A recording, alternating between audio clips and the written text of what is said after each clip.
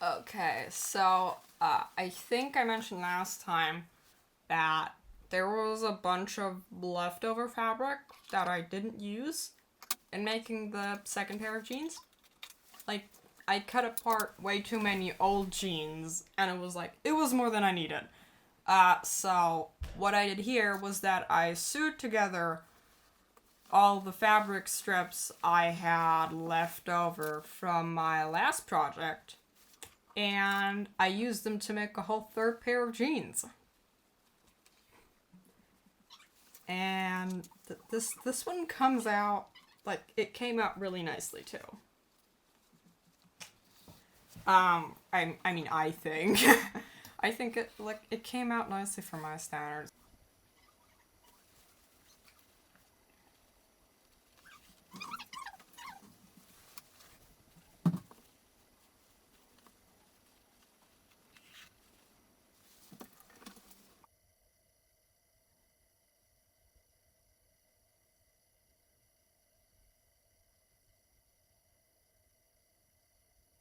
Um okay, yeah, there you can see me stitching it up with like these rough hand stitches so I can try it on to see if it fits. And yeah, I'm stitching up both sides so like I can wear it. I'm gonna pull those stitches out later on when I've decided what maybe to change to make it more fitting, and then like sew it up with real seams. And you can see what I'm doing here now. What I've discovered is that I made both pants legs too short, so I'm using white strips that I also had left over from my last project, and I'm going to add those white strips in at the bottom of the pants legs to make them a little bit longer. And like I thought in the beginning that one strip on each side would be sufficient to make them the length that I wanted, which I like my pants to be long for my size. Like I like them to be bit oversized. So they were a perfectly adequate size before, but I just uh yeah, for my personal standard. You know, like I'm sewing the whole thing from scratch so I can change anything about it that I like to like make it fit my standards. But yeah, I discovered that one seam wasn't enough. Sorry, one white strip was enough. So I Jesus Christ. I add another white strip on after that. Like, yeah. And in the final design, you can see the two white strips at the bottom, and I think that it added an extra flair. Like, I'm definitely very happy that I had to do that. Just so you know, that was not my absolute design brilliance that like envisioned it from the very start and it came out exactly as I imagined. It's like, no, that happened with the second pair, that did not happen with the third. The white strips at the bottom, they're the only part that make it like actually look like a design instead of, oh yeah, I patchworked a bunch of jeans together into another pair of jeans. But they're an accident. They're an accident that I fixed.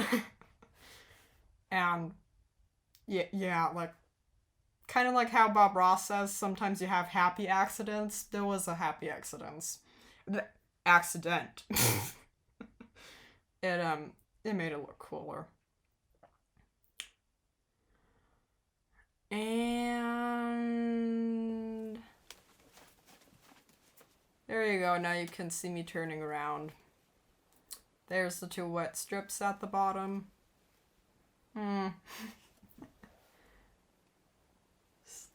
Looking at it now, I think it was really maybe a bit too short for anyone's standard. Yeah, so it was definitely a wise choice to add those two strips. But yeah. And there you can see me showing off the pants pockets again. Yeah. That's what I'm showing there with my hands is how far down they go. Um they're different sizes. I don't know how that happened, but they fit a lot of stuff. And in the end, no one's gonna see them because they're on the inside of the pants, obviously. So it doesn't. They fulfill their use. Yeah. It doesn't matter that they're different lengths. And yeah.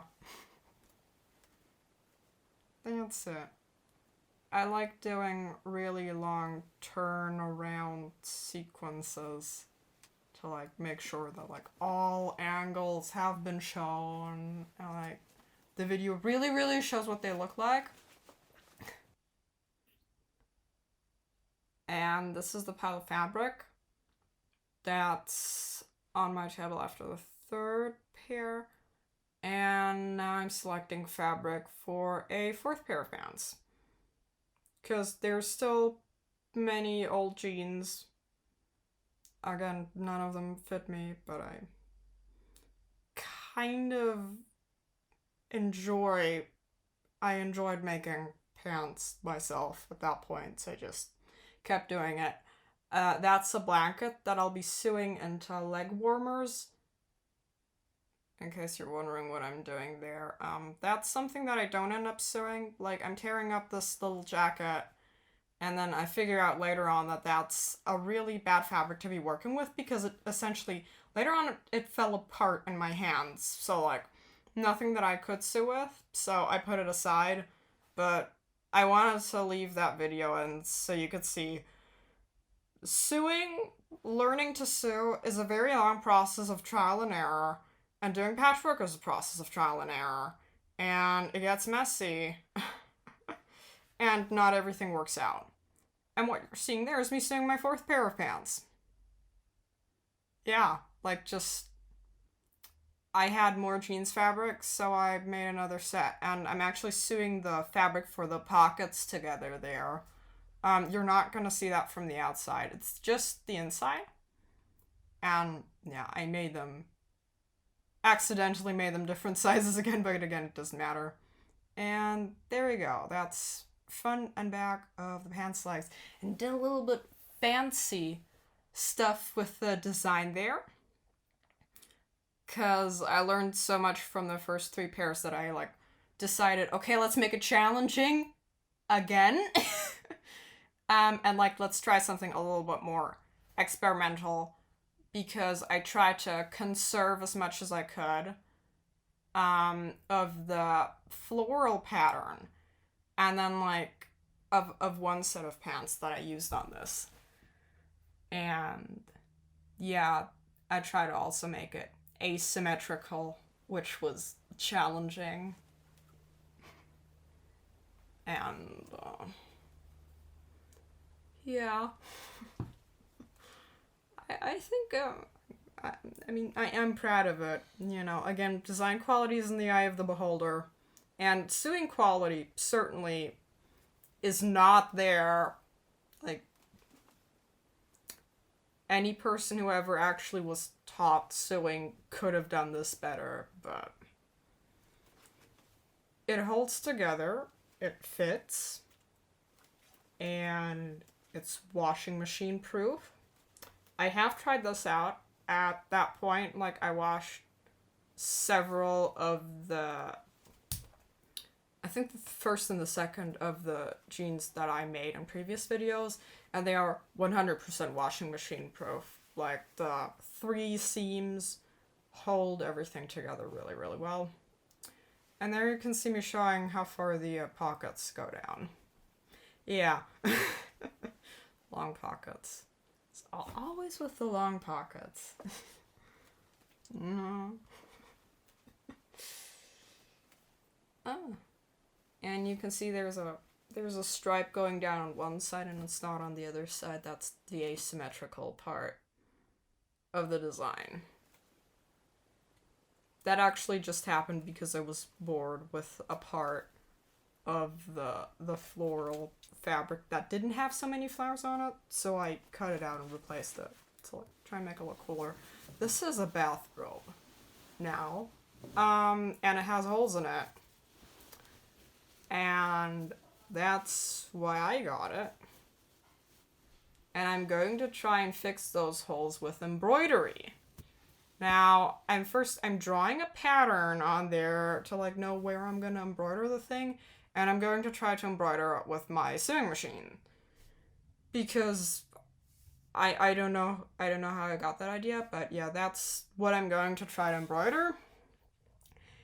And I do not know what I'm doing there.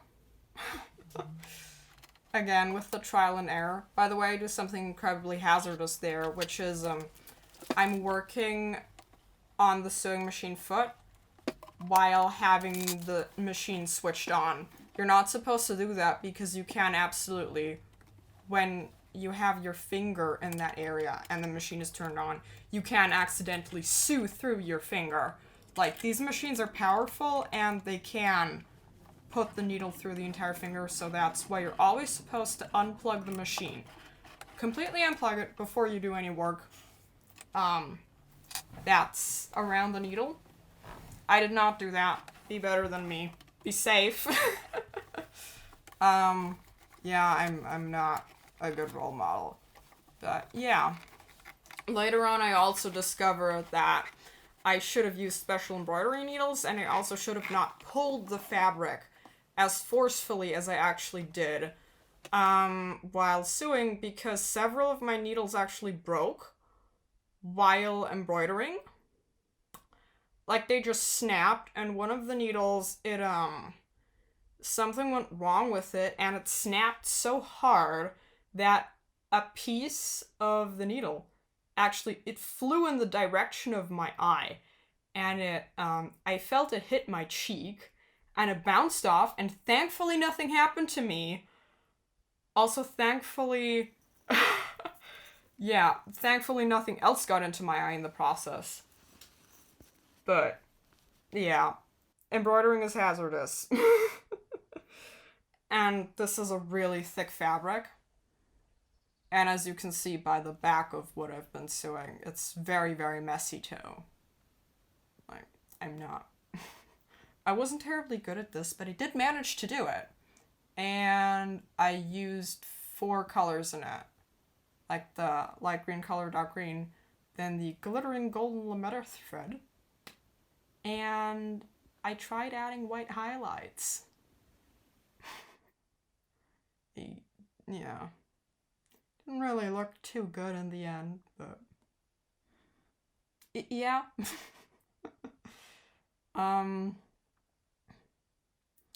I guess I can sum this up with wear protective eyewear if you're trying to embroider something with a sewing machine, and also please unplug the machine if you do work. If you try to switch out any threads. There you can see the final result. I didn't manage to do the pattern as I drew it because fabric problems. And yeah. Again, if you're trying to do something like exchange needle or exchange the sewing machine foot, pretty please unplug the machine. That could have gone very wrong. Okay, that's the end of the video. If anybody actually watched this, thank you so much. I know I'm not the best YouTube video creator, but I try. And it is kind of fun, so bye!